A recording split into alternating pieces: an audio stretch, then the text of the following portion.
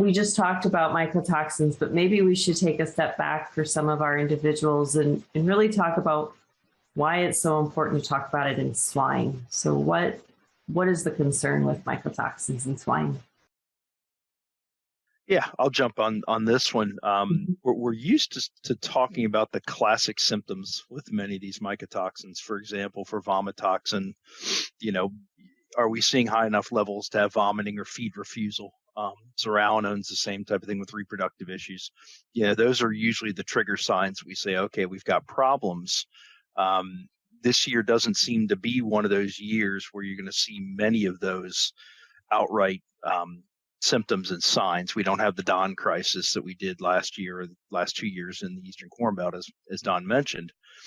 So you're kind of shifting away from obvious signs in the field to really kind of subclinical type situations with these mycotoxins, and that's probably more of the focus now moving forward.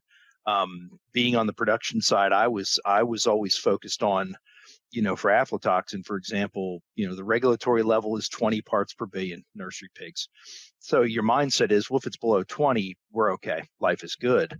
When in reality, a lot of the data out there, especially when it comes to immune suppression, things like that, you don't have to have 20 ppb to get to those issues. And so that's really becoming more of the focus in this year's crop, is not necessarily identifying a major issue, although again, we talked about earlier, there's going to be hotspots. We know that there's going to be, Don mentioned fumonisin in the eastern North Carolina and in the northeast part of the state. So always seems to have fumonisin there. Southeastern part of the country, aflatoxin.